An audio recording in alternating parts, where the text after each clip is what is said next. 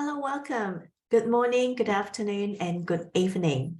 So my family was here this week, so I have completely forgot to check if there were any questions submitted. So upon checking, I did actually get 3 questions submitted last week. So sorry for the delay, and I am going to answer them here. Hi, I'm Vanessa Choi, your marketing strategist and funnel creator. So let's start with question 1. Question 1 is from Fan. Hi, Vanessa. I am still working full time and I wanted to start making money online. Where should I start? This is a very good question.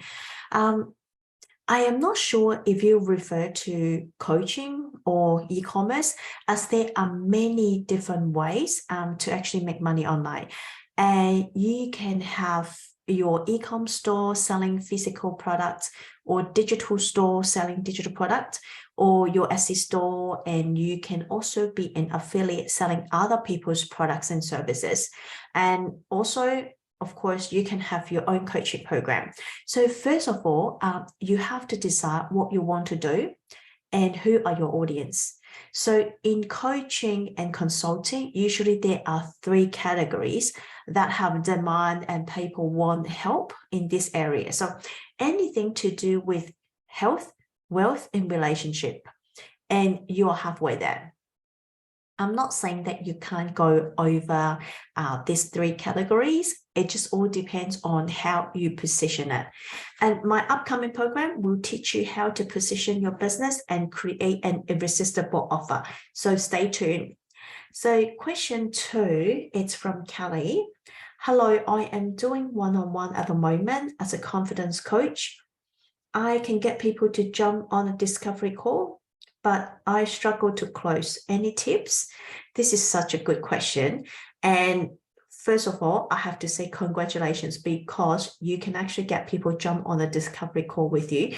This is already like the first step, because a lot of people are actually struggling to get people jump on like a discovery call or sales call. So already you're halfway through, you're halfway there. So which is a really good news.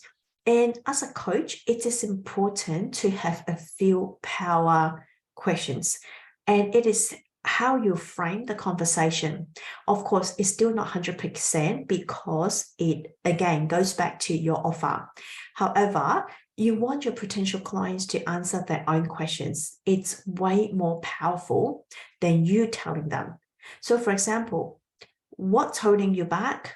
This is such a great question to ask when someone is stuck, and you can have them you identify the obstacle that are preventing them from moving forward.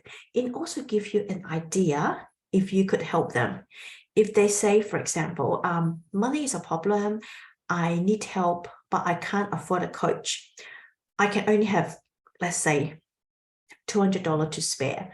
Then you probably don't need to actually go any further to go through other questions, because they are not going to be able to afford you unless you're offering, let's say, an hourly rate of, I don't know, $97 or something like that. You could probably, if you can help them in 2 or 3 coaching sessions.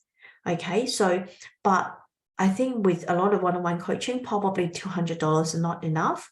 So then you probably can direct them to your free trainings, templates, videos, any resources that can help them to get started.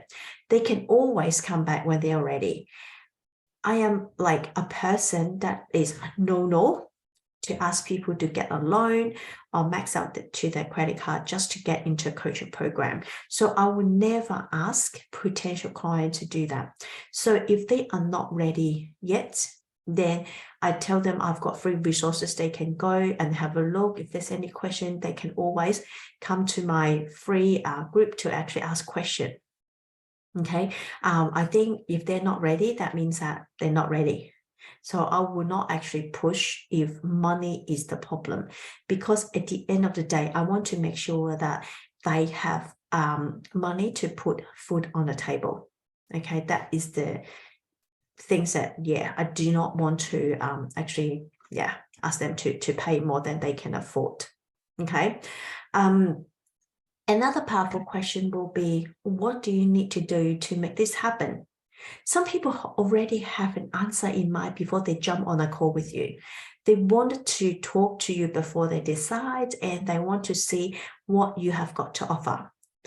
Don't go into the details about your offer because they're not really interested, or at least not in the sales call or discovery call. Focus on high level framework and also, most importantly, the transformation. That really what they are after. So I hope these tips can actually help you. So question 3, it's from Nona.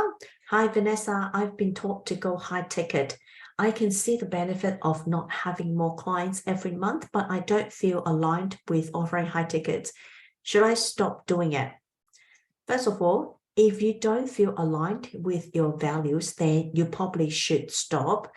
But I will probably to find out the reason why you don't feel comfortable going high tickets, especially if you are currently making money and getting clients. But on the other hand, if you find it difficult to get high paying clients, then you can start like a membership or start with low to mid ticket offer.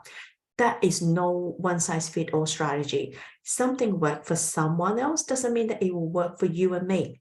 So you have to find a strategy that works for your business.